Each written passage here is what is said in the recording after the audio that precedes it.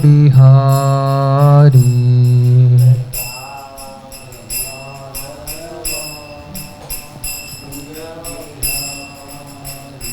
Jaya Gopi Jana Vallabha Girivaradhari.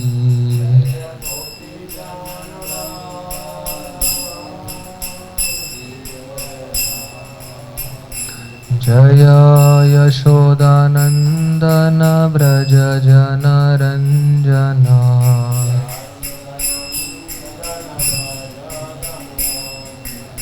Yashodanandana Braja Jana Ranjana.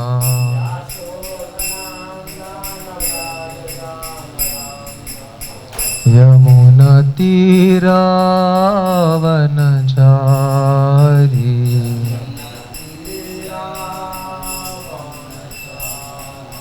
Jaya Radha Madhava Kunja Bihari.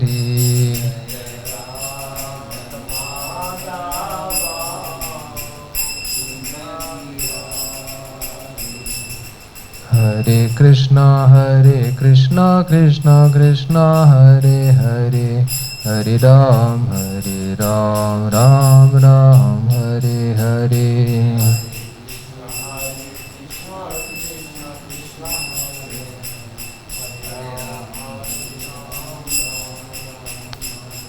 Hare Krishna, Krishna Krishna, Hare Hare, Hare Rama, Rama Rama, Hare Hare.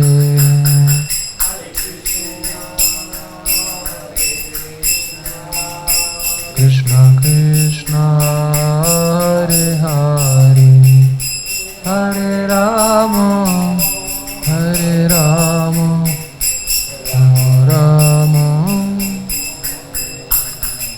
Jaya Radha Shama Sundar Radha Shama Sundar Radhe.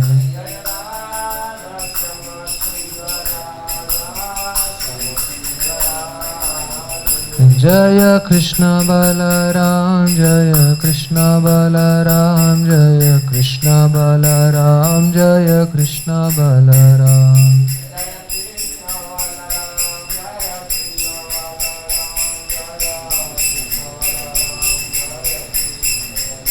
Jaya Gauranitai, Jaya Gauranitai, Gauranitai, Jaya Gauranitai.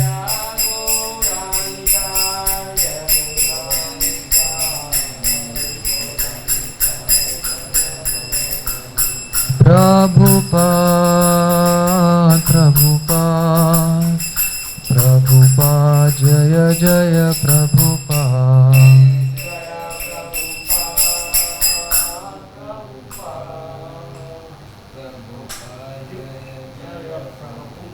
Jaya Srila Prabhupada ki.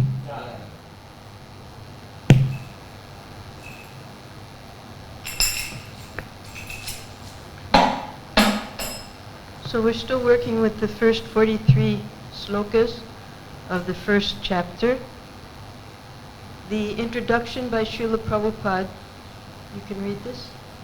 Srila Prabhupada's introduction to Krishna book includes the first 16 shlokas of the first chapter of 10th canto. First, Maharaj Parikshit thanked Shukadeva Goswami for briefly describing the activities of Krishna in the 9th canto. Now throughout the Srimad Bhagavatam, from even the first canto, because Srimad Bhagavatam picks up where Mahabharat ends. That's the end of the Battle of Kurukshetra. So at the beginning of the Srimad Bhagavatam, the battle is complete and Krishna is about to return to Dwarka, and then Uttara comes and begs him that Asvatthama has sent this Brahmastra, please save my child. So at this point, Krishna is immediately introduced along with his family members, the Kurus, the Pandavas, everyone is introduced there. But Parikshit, he wasn't born yet. And by the time he was born and growing up, then Krishna left the planet. So now Parikshit, because he was a pure devotee of the Lord even from childhood, he would play with his deities instead of playing with the other children. Now he just wants to concentrate on Krishna because of this situation that Krishna made with the cursing of Shringi. So we're at the ninth canto. Ninth canto, Sukadeva Goswami, the perfect teacher, he gave all of the previous incarnations, the Manvantars, the Leela avatars, the Yuga avatars, the demigods, everyone. Now he wants to get serious and discuss Krishna consciousness. Who is Krishna? Because some of the acharyas say from the 4th to the 6th day, that's when this 10th canto was spoken. So fortunately, Parikshit Maharaj knows he only has 7 days. So therefore, Sukadeva Goswami waited till everything was explained, and now he's going to just concentrate on Krishna. Then he begins this introduction to Krishna's pastimes in the 9th canto. He gives a little view of the spiritual world there. Krishna generally appears in the Kshatriya family to establish the principles of religion and annihilate the demons. Now he appeared in the dynasty of Moon God. Though Parikshit Maharaj praised both dynasties, he was more interested to hear about Soma dynasty because Krishna appeared in that dynasty. So in the 9th canto, both dynasties were described, the Soma and also the Sun God dynasty. And also Parikshit Maharaj, he was from that Soma dynasty. All the Kurus and the Pandavas, the Yadavas, the Vrishnis, they all came from that dynasty. So now he wants to hear, because Sukadeva Goswami had given name after name after name, generation after generation, who was in this dynasty. And finally he concluded with the birth of Krishna. Now, Parikshit Maharaj, he wants to hear more. So when the Lord appears, he generally appears in a Kshatriya family because he has to protect and he also has to annihilate. So that's the job of the arms, the annihilation. Therefore, he's appeared this time in the Soma dynasty of Kshatriyas. First Krishna appeared to Sutapa and Prishni as their son Prishni Garbha, then to Kashyapa and Aditi as Vamana Deva, and now to Vasudeva and Devaki as Vasudeva. Yes. So these were the 3 births because the Prajapatis, they had, on the order of their father, Lord Brahma, they were performing austerities, and the desire of Sutapa and Prishni was to have Vishnu as their son, a son like Vishnu. So Vishnu appeared, he said, well, there's no one like me, so I'll become your son, not just once, but 3 births. So first as Prishni Garbha, that was when he appeared for Dhruva Maharaj. Then a second time to save the demigods, that was when he became the son of Kashyapa Muni and Aditi. He was the brother of Indra, the son, all of the demigods, he was right there in that family. And now, as the 3rd birth, he's appearing as Vasudeva, the son of Vasudeva. But something happens in this 3rd birth.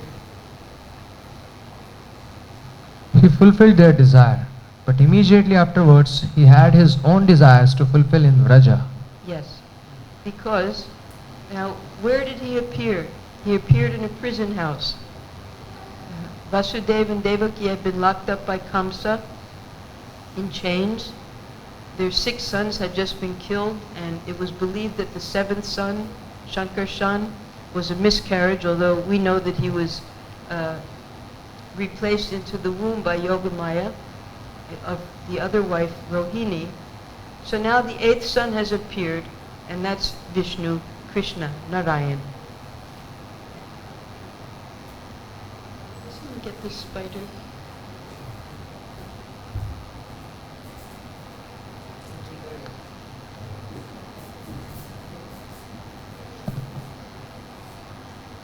So Krishna, he's Bhakta Vatsala. He loves to fulfill the desires and protect the devotees. He's always looking for ways to serve his devotees. But now that he's appeared in his original form as Krishna, yes, he satisfied the desires of Vasudeva and Devaki. He became their son. But he had something else to do this time. Immediately, he instructed his father, you take me to Braj. Because Krishna, in this incarnation, he comes the 28th, yes, it's described when he appears, once in the day of Brahma. And this time, when he was appearing as Krishna, he wanted to display manifest Leela of his unmanifest Leela there in Goloka Vrindavan. So he came, first he sent all of his devotees, the senior devotees first, Balarama, Nanda Maharaj, Yashoda. Now what was the special significance? What was the difference between the mother and father Vasudeva and Devaki and the mother and father Nanda Maharaj and Yashoda? Nanda Maharaj and Yashoda also, they did tapasya as Prajapatis. Their names were Drona and Dara. But they were praying to Lord Brahma that they could simply serve the Supreme Lord. So you'll see here, all of the devotees, all of the inhabitants of Braj, they simply love Krishna. They just want to serve him. They're not interested in having Krishna do something for them, for their pleasure. The grass, the clouds, the trees, the birds, the cows, the cowherd boys, the cowherd girls, they're so in love with Krishna. That is the difference between Braj and the whole rest of the creation.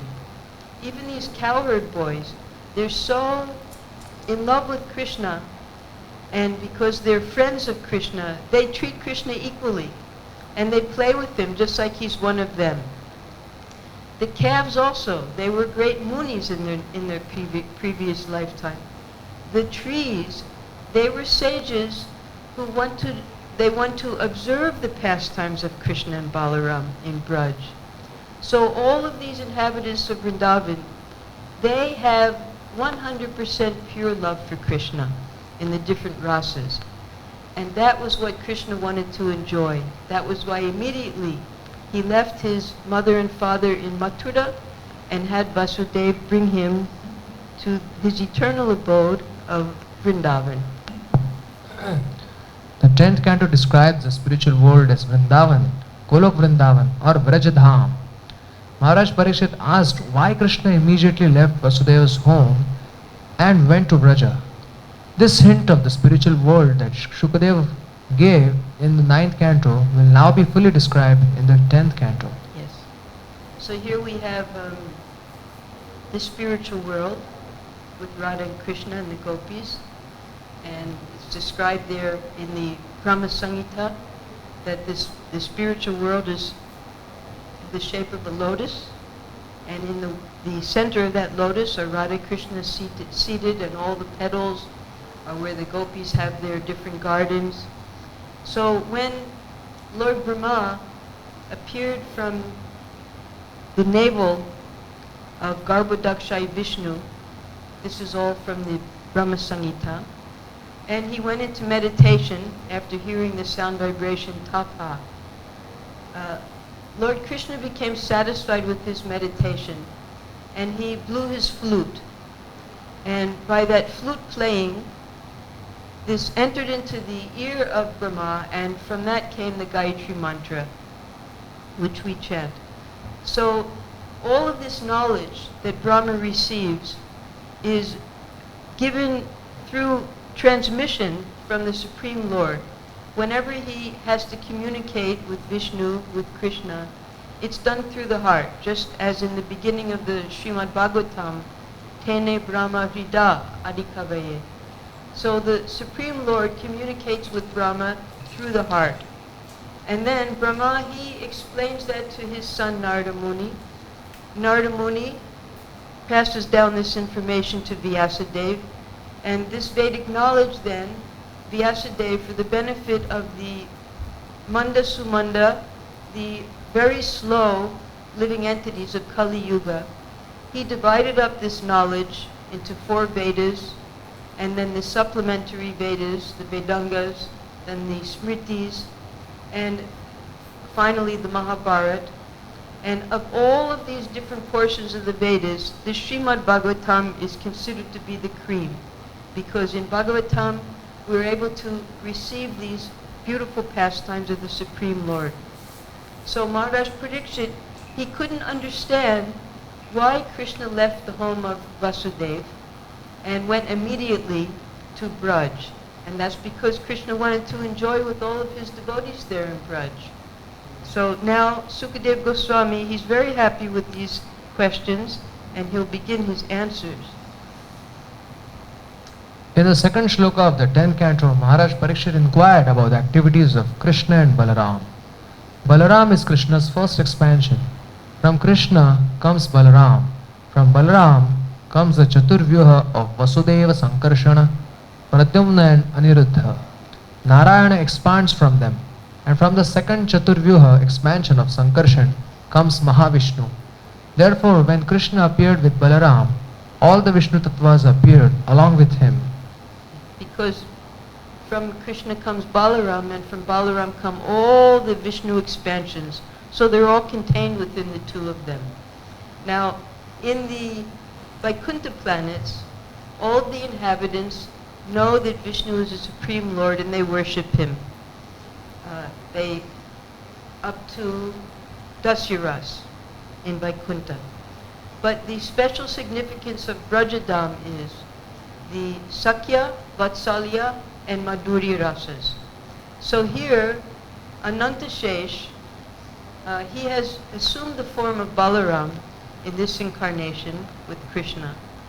And Krishna, because Balaram is his older brother, Krishna is serving Balaram. Here he's massaging his feet because Balaram's tired.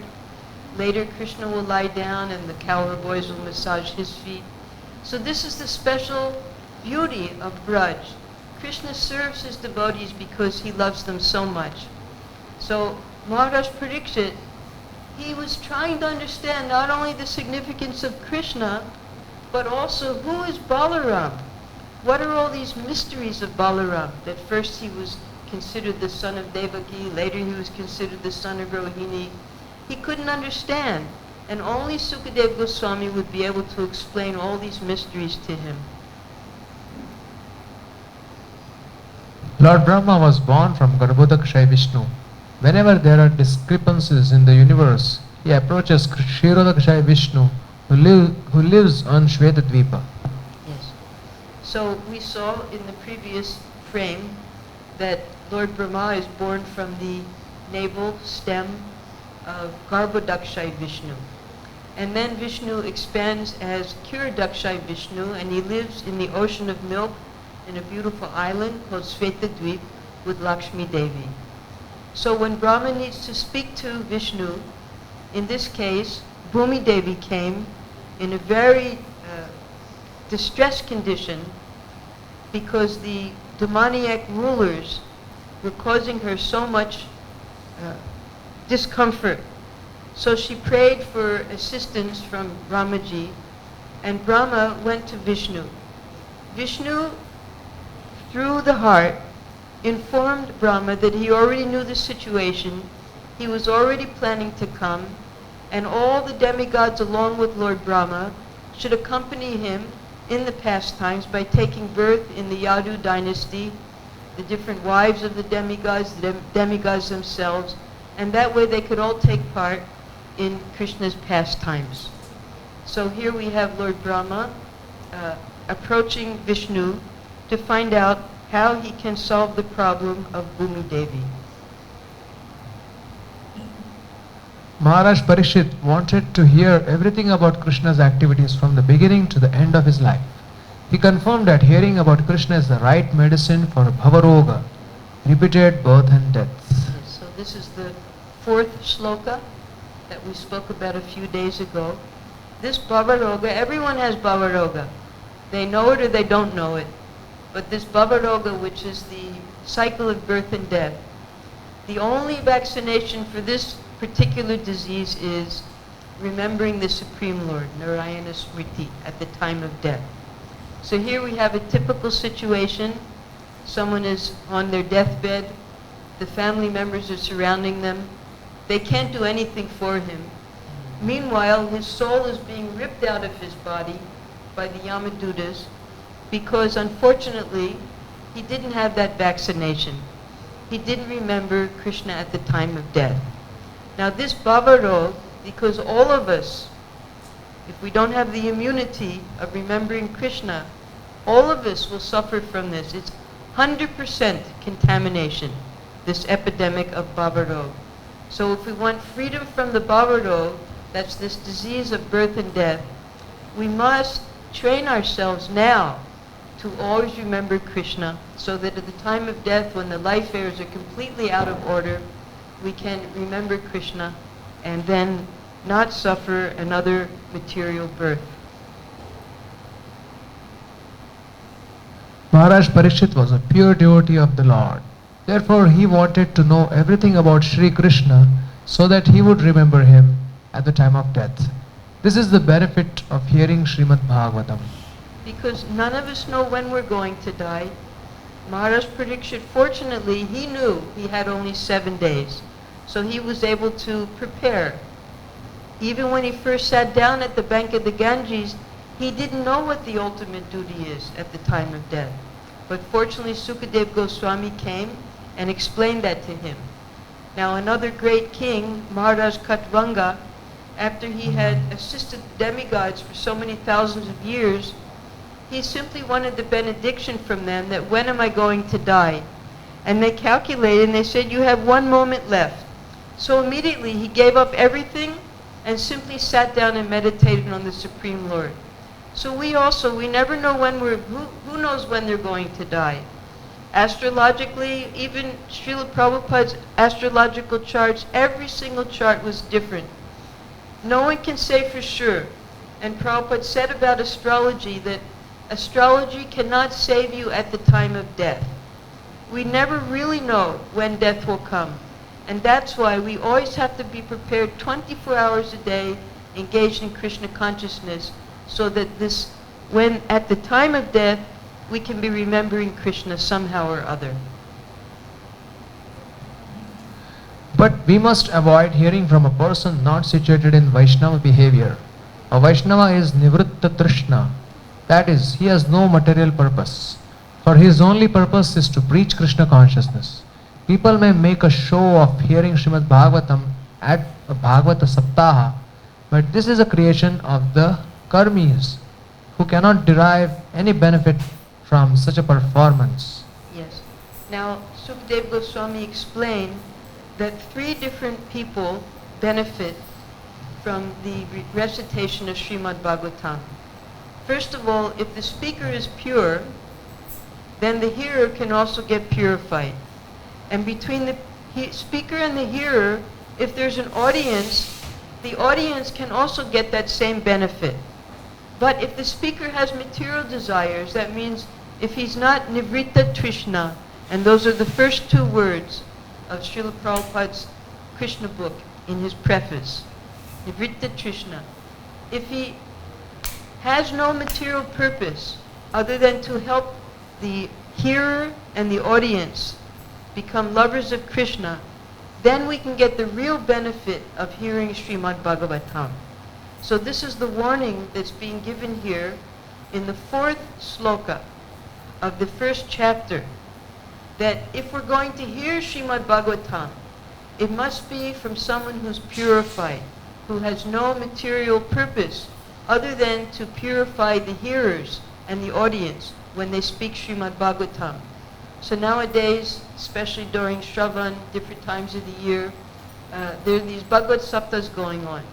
Prabhupada was opposed to them because neither the hearer is pure nor the listeners are pure. The hearer, he knows he's going to get a bunch of money, and with that he'll maintain the family. So that's not pure. That Sukadeva Goswami, did he have a family to maintain? No. Did he expect any money? No. So anyone Anyone who is speaking Srimad Bhagavatam for some material gain, that means they're immediately disqualified. Sukadeva Goswami simply spoke because he had heard purely from his father. And now, by his mercy, he's speaking to Maharaj Parikshit, the entire Srimad Bhagavatam. And we as the audience, we're getting the same benefit that Maharaj Parikshit is going to attain, because if we take this seriously without any material purpose, we also can get that benefit of remembering Krishna at the time of death.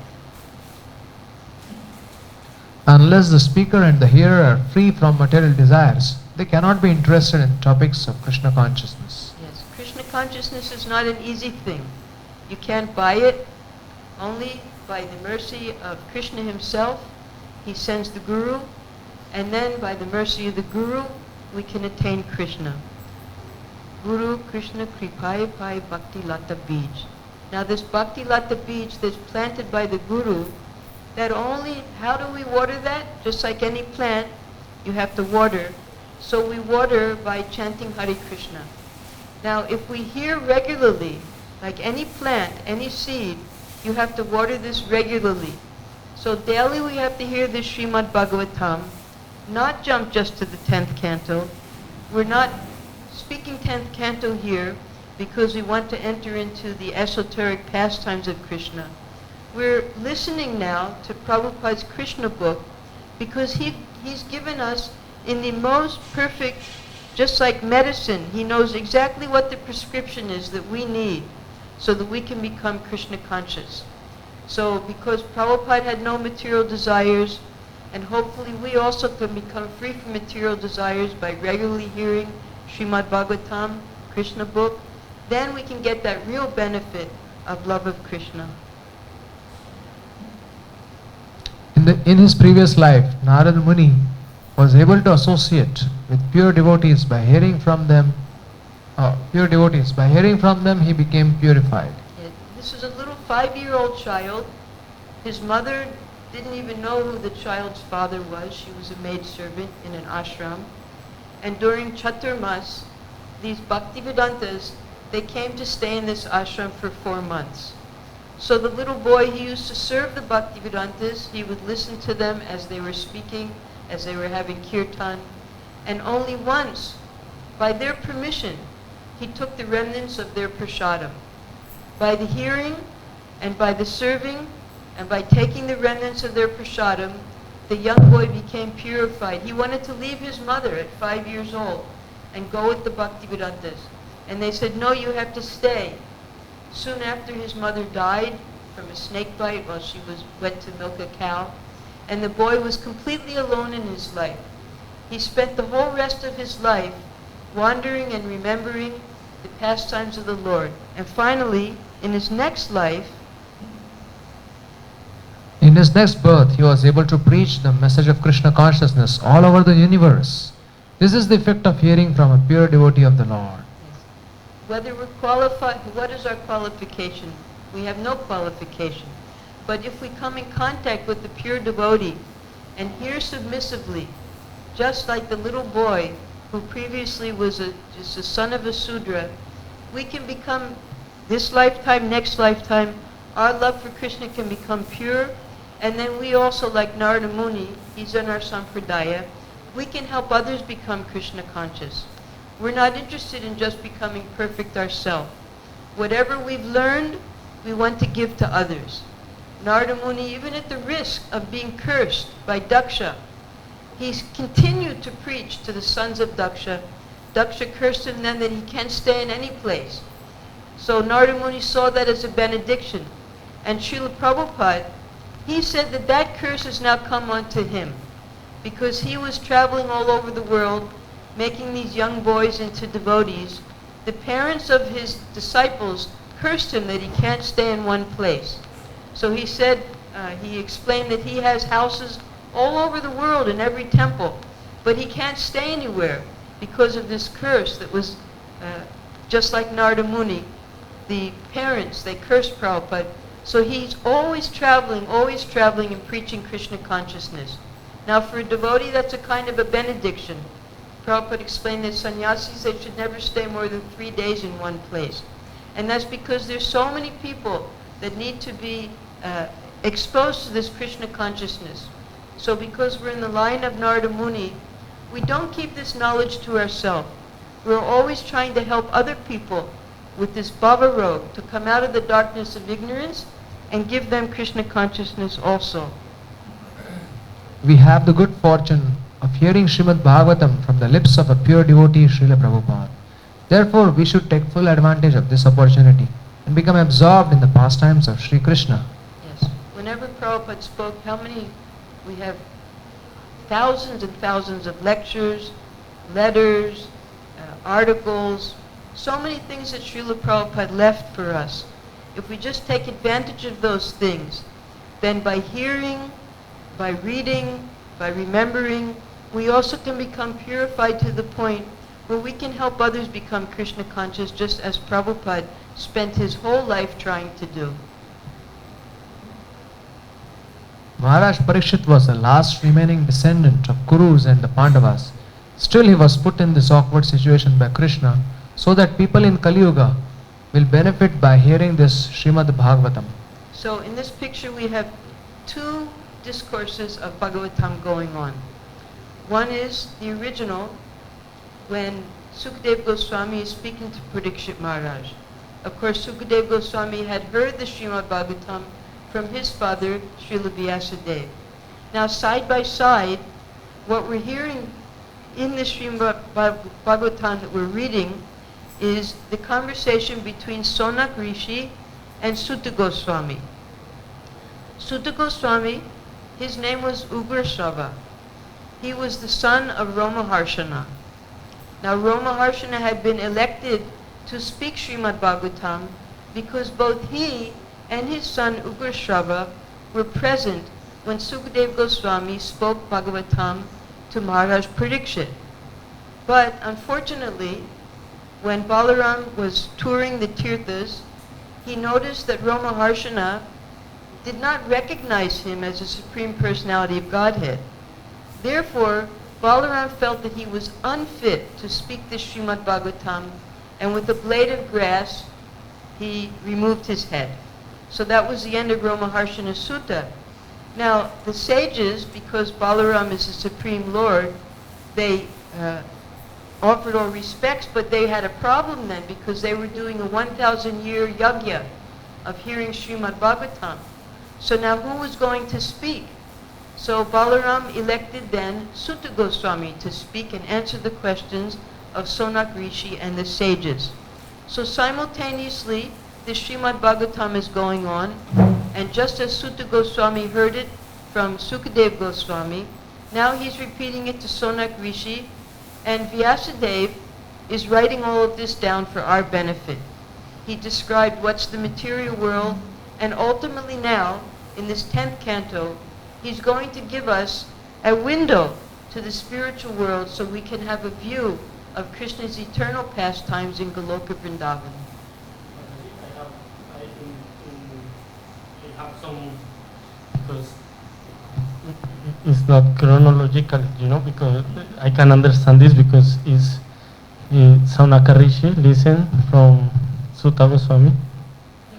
He's asking Sutta Goswami questions. He was in this conversation between Parikshit Maharaj and Sutta Goswami, and Balaram coming to this place. But Parikshit Maharaj was after when Balaram and Krishna left the body, but now in this conversation, Sutta was talking with all the sages about the conversation of Parikshit Maharaj and Sukha, but Balaram coming and kill Rama-Harshi, and this was in the middle of Kurukshetra battle, but Parikshit Maharaj is before this. All time I was this question, like this is not chronological, Uh-huh. You can see this? Okay, I'll try. Now, Parikshit Maharaj, he was born when Krishna was on the planet. And Balaram was going on Tirtha Yatra. Now, Balaram, this yajna went on for 1,000 years. it began while Krishna was on the planet still. Because they knew that when Krishna left the planet, that's when Kali Yuga would begin. So we can only somehow understand that Balaram, that was during the Battle of Kurukshetra, and then Balaram returned like the last day of the Battle of Kurukshetra, and Balaram killed Romaharshana before that. Well,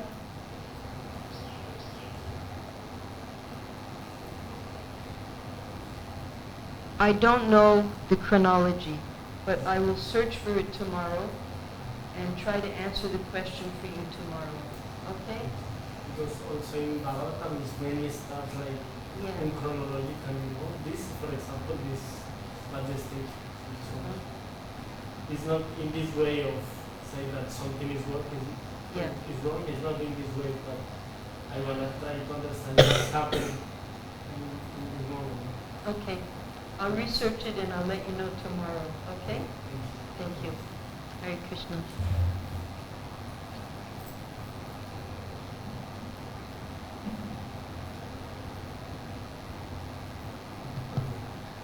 People enjoy reading all kinds of literatures. By distributing Srila Prabhupada's books, especially this Krishna book, people will become attracted to the sweet pastimes of Krishna.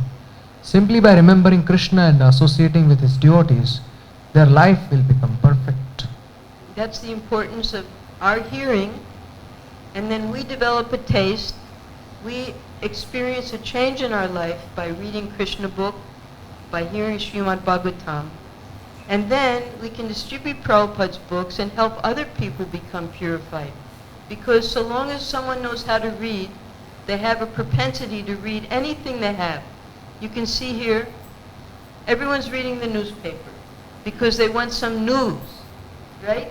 So the real news, just like Srila Bhaktisiddhanta Saraswati, he used to produce a spiritual newspaper every day. And therefore, that propensity to read, if we give these books, particularly Krishna book, distribute them, then that propensity to read can actually purify a person.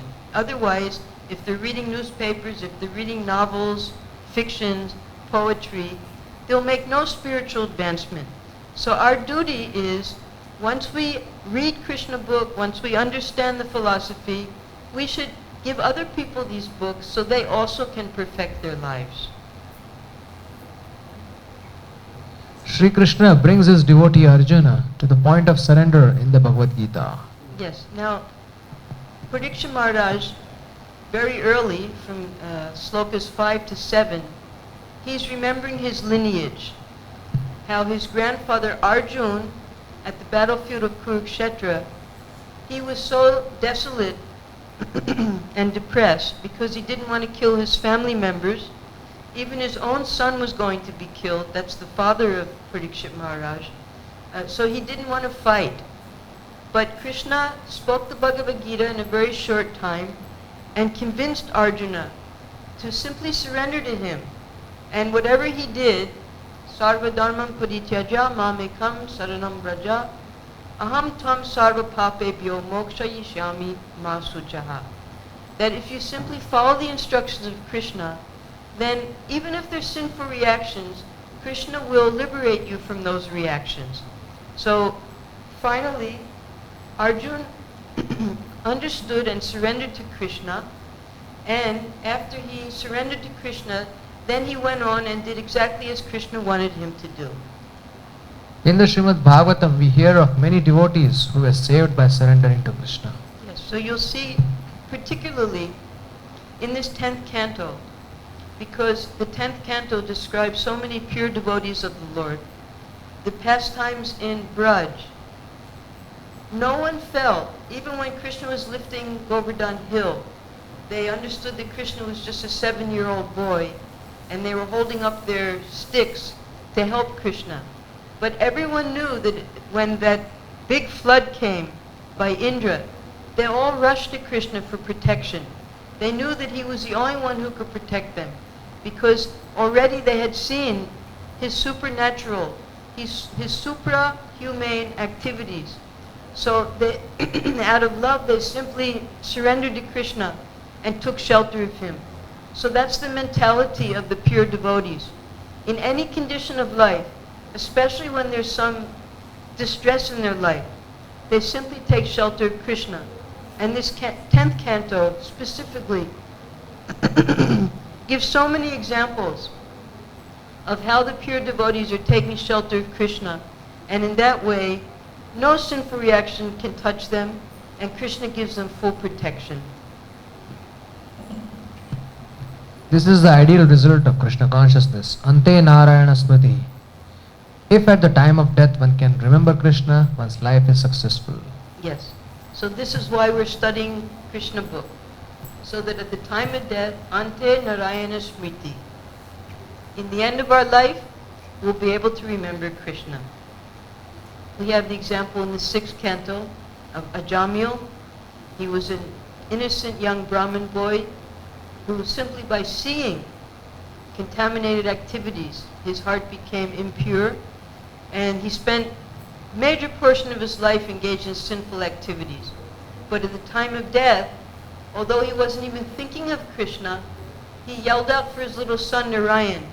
And by hearing the name of Narayan, because in his youth he had worshipped Narayan, then he remembered Narayan, and the Vishnu Dutas came and protected him. So we shouldn't waste our life like that we allow ourselves to fall down and engage in sinful activities. We should take control of our life. We should use this life sensibly by training our mind and all of our senses to be engaged in Krishna's service, and then guaranteed Ante Narayana Smriti. Then we can remember Krishna at the time of death and continue back to the spiritual world, one life in between. That is, wherever Krishna is having his pastimes, we go there for further training. And then when Krishna goes back to the spiritual world, we accompany him. Krishna is described in 10.1.7 as Maya Manushya because he descends exactly like a human being. Yes, even Lord Brahma, he was confused.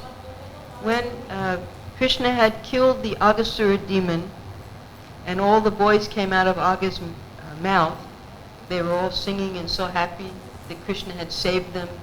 Then all the demigods, because Agha was a very powerful demon, there was Agha, Baka, and Putana. They were all brothers and sisters. So the demigods, they were watching from the clouds how Krishna killed Agha. And they came down and offered prayers to him. And they were saying, Jai, Jai. So the cowherd boys, they were imitating the demigods. Because for them, Krishna was just their friend. So Brahma, he was watching everything from his swan carrier, and he was questioning, why are the demigods offering such respect to this little boy Krishna? Because Brahma, he understood Vishnu to be the Supreme Lord. He couldn't understand that Krishna was that original Bhagavan who he was worshipping as Vishnu. So then the Leela of stealing the cowherd boys and the calves, and then later, when Brahma understood that he had committed a great offense and surrendered to the Supreme Lord, so even Lord Brahma, this Maya Manusha, when he saw little Krishna holding in his left hand some rice mixed with some achar and yogurt, and he was sharing this food with his friends, and they were putting food into each other's mouths and taking from each other's plate. Lord Brahma, he wasn't accustomed to seeing the Supreme Lord engage in such activities like an ordinary child. So it took this whole pastime to understand this Maya Manusha, how Krishna, he was enjoying in Braj exactly like an ordinary child.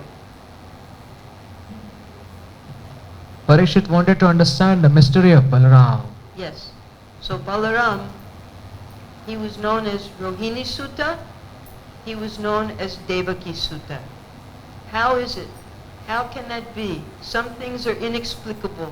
Just as Prabhuji, he just asked the question, how was Sutta Goswami able to speak Srimad Bhagavatam when there seems to be a chronological difference of time. So also here Maharaj Parikshit, he couldn't understand how one child could have two separate mothers without changing his body. So only with the Atma Maya, with Krishna's Yoga Maya potency, because Yoga Maya works two ways. Krishna has one potency.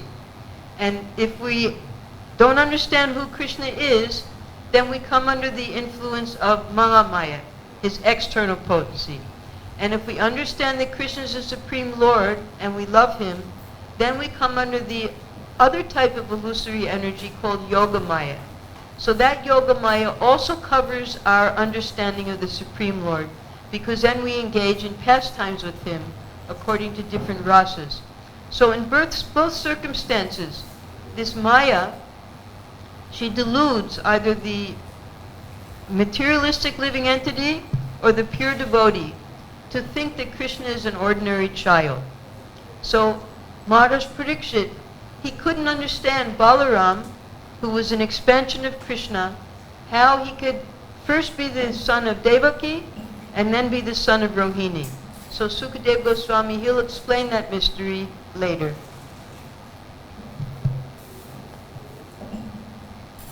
Balaram is famous as both Rohini Nandan and Devaki Nandan. Yes, Vasudeva, he sent Gargamuni to Braj, specifically because Vasudeva, when Nanda Maharaj came to pay taxes to Kamsa, this is when Krishna was just a little newborn baby, he couldn't even see properly, so small. Vasudeva, he couldn't tell Nanda Maharaj that my two sons are under your care. Nanda Maharaj understood that Rohini was the wife of Vasudeva and Rohini had given birth to Balaram. He understood that Balaram was the son of Vasudeva. So his name also, Balaram's name is also Devaki Nandan for that reason. His name is Rohini Nandan for that reason. But he couldn't understand then that Balaram had been transferred to the womb of Rohini. Now, Vasudeva knew that both sons were his, so he sent the Acharya of the Yadavas, that's Gargamuni, to do the Namakaran sanskar. So at that time, Gargamuni, he gave a hint to Nanda Maharaj that these two children are actually the sons of Vasudeva. And he said the Balaram has several names. His name is Balabhadra, Ram, Shankarshan, because he attracts all living entities. So this name Shankarshan also means that he was attracted to the womb of Rohini. We'll hear this later as we read on in the Krishna book. Krishna is not obliged to come here like Karmis. He appears by his own internal energy, and Balaram appears with him. Yeah, so that internal energy is called Atma Mayaya. It's in parentheses. You read it. Okay. So when Krishna appears here, when we appear here, it's because of the reactions of our previous activities, our different types of karma and the beej of sinful seeds of desire still in our heart. But when Krishna and Balaram come, they come simply to enjoy with their devotees. And that's specifically manifest in the Leela in Braj. So he comes just to enjoy, and he also comes to attract the living entities back to his eternal abode. Because when we read about these pastimes, even when we see the pastime places here in Braj, we become attracted, and we also want to join in Krishna's eternal pastimes. What were his activities in Vrindavan, and where did he live? These are the questions that Parikshit Maharaj is asking Sukadeva Goswami. So, what were his activities in Vrindavan? His activities were he was just like the little child of Nanda Maharaj and Yashoda. Here Nanda Maharaj, he asked him to bring his padukas, so Krishna's carrying them on his head. And over here he's playing with the cowherd boys, imitating the peacocks and the frogs and the monkeys, just like a little boy. That's what he was doing while he lived here in Braj. Parishit wanted to know why Krishna left Vasudeva's house and went to Nanda's house in Vrindavan. Yes, so first the Supreme Lord appeared in his four-armed form of Narayan, but because Devaki was afraid that Kamsa would come and try to kill him, she prayed for him to become a little baby. And then she gave some breast milk, and then immediately this baby Krishna instructed Vasudeva to carry him across the Jamuna and place him in Yashoda's house. Now Yashoda, you can see here in this picture, she had just given birth to a baby girl. So Vasudeva, he exchanged little Krishna with this baby girl and brought her back to the prison cell. So Parikshit Maharaj, he was trying to understand why Krishna went to Braj, why he wanted to live specifically in Nanda Maharaj's house, and then why Vasudeva also brought back the little baby girl. Shukadeva answers these questions in the first 40 chapters of the 10th canto. Yes, we heard yesterday, Prabhupada gave a much more elaborate summary of the 10th canto. He went through every single chapter of the 90 chapters and described which Leela Krishna enacted in each of the chapters. We just had a very small summary yesterday, but we did learn that the first 40 chapters deal with Krishna when he lived in Braj. And that 40th chapter is when Akrura took him out of Braj and transferred him to Mathura. Next, Parikshit asked Shukadeva to explain why Krishna left Vrindavan and went to Mathura where he killed his uncle Kamsa. Yes, Parikshit Maharaj couldn't understand that either, because even legally, the brother of the mother is considered to be just like the father. For instance, if the uncle, it's called the mama, yes, if that mama does not have any children, then when he dies, the full inheritance goes to the son of the sister. So it's just like the father. They're so close in that relationship.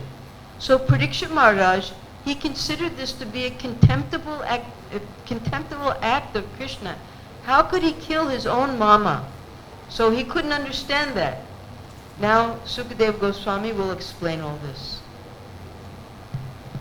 Shukadeva will describe Krishna's activities in Mathura in chapters 41 through 51. Yes, chapters 41 to 51. This includes, next we'll see, he will describe how Krishna and Balaram studied in the Gurukul of Sandipani Muni and served their Guru as humble brahmacharis. yes, because when they went to Mathura, because they were in a Kshatriya family, they were already about 12 years old, according to the Acharyas, Jiva Goswami. They were 12 years old by birth, but because being the Supreme Lord and having a very wonderful life in Braj, they were as if 15 years old. That's what they described. But being young boys and being in a Kshatriya family, they had to undergo their purificatory rites, the sanskars of second birth. Now, Krishna and Balaram, they decided that they needed to find a guru who didn't know that they were the Supreme Lords. So they went all the way there in Braj, one very special personality who's considered the guru of the Brijvasis as Purnamasi. So Purnamasi was the mother of Sandipani Muni. So Krishna decided to accept Sandipani Muni in Avantipur or Ujjain as his guru. So Krishna and Balaram, without telling anyone in Braj, it was a secret, they walked to Ujjain and they lived for 64 days in the Gurukula of Sandipani Muni and learned all the 64 arts that usually take years for brahmacharis to learn. They learned in those 64 days and then they came back to Mathura. They didn't want anyone in Braj to know that they had gone because they were already supposed to go back to Braj. Nanda and Yashoda and all the Brijbasis were waiting for them, and they didn't want to cause them more distress. So very quickly, they accepted brahmachari life and then came back, second initiated by their guru. Then Parikshit inquired about Krishna's activities in Dwaraka. Yes, so we have some very special paintings here done by Pushkar Prabhu. He doesn't usually allow them to go into books or anything. We're just showing them here on the slideshow. This is when Krishna receives the message from Rukmini, requesting Krishna to kidnap her because her demoniac brother, Rukma, he had arranged through Jarasandha that Rukmini would be married to Shishupal. And Rukmini immediately sent a Brahmin with this letter asking Krishna, because Rukmini had heard about Krishna from Narada Muni, he would sometimes visit there, and she already, just by hearing about Krishna, she already accepted him as her husband. So Krishna here is reading the letter. It's described in the Srimad Bhagavatam that when he received this letter, he was so anxious to meet with Rukmini that he couldn't even sleep at night. How many years did he live there, and how many wives did he have? So here Krishna is rushing to Vidarbha to kidnap Rukmini. How many years did he live there? Nearly 100 years, and he had 16,108 wives.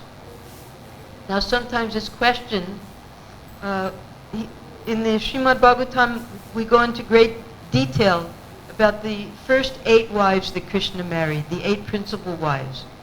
And then when he went with Satyabhama to kill Bhaumasura, who was the son of Bhumi Devi, he accepted another 16,100 more wives. Now these 16,100 young girls had been stolen by Bhaumasura, and he was keeping them in his palace, just as he was keeping 20,000 kings locked up in a cave. And he was waiting for auspicious times. As for the kings, he wanted to collect 100,000 of them so that he could do a special yajna of butchering 100,000 kings at one time to Kala Bhairavya. Now, as for these princesses, he was waiting for an auspicious muhurta, auspicious time, when he would marry them. So these girls had not yet been married to Bhaumasura. He was keeping them very carefully for that auspicious time. And that was why the girls, when they saw Krishna, when Krishna saved their life and killed Bhaumasura, they all surrendered to Krishna and requested him to become their husband. Shukadeva Goswami will describe how Sri Krishna married 16,108 wives. So this is the Brahmin, Sunanda, coming back to give Rukmini the good news that Krishna had come to kidnap her. Beginning with kidnapping of Rukmini, Sri Krishna brought all of his wives to live in the kingdom of Dwaraka. So just to maintain one wife is so difficult in Kali Yuga. But what did Krishna do? In Dwarka, he made 6,108 palaces and simultaneously married all those 16,100 young girls. He had already married the 8 principal wives. So all at one time, he made palaces for all of them. You can see all those palaces in the background, and you can read. Krishna's activities were so attractive that even Narada Muni would come to see how he was able to live with 16,108 wives in 16,108 palaces in Dwaraka. Yes, and when Narada Muni went to visit all these palaces, in every palace Krishna was doing something different. Sometimes he was marrying his daughters to a worthy son-in-law. Sometimes he was marrying his sons to young girls. Sometimes he was doing puja. Sometimes he was playing in the water. Every single palace he was doing something different. Playing as an ordinary Kshatriya, Lord Krishna would welcome Narada Muni in each of his palaces and worship him. Yes, and as Narada Muni went to each palace, Krishna, although he was enjoying with each of the wives in each palace separately, he welcomed Narada Muni and worshipped him just as a Kshatriya would normally worship a Brahmin when he comes to their house. To satisfy his mother Devaki, he brought back her 6 sons who had been killed by Kamsa. So we're just seeing a few of the pastimes that will be described in detail by Sukadeva Goswami as we read through the Krishna book. Finally, In the 11th canto, Sri Shukadeva Goswami will describe how Lord Krishna left this planet after instructing his devotee Uddhava about the process of bhakti-yoga. yes, so Krishna's disappearance is not described in the 10th canto. Later it's described in the 11th canto. So we'll end here at 6 o'clock. Now we'll be having some bhajans. Yes, we will. Just like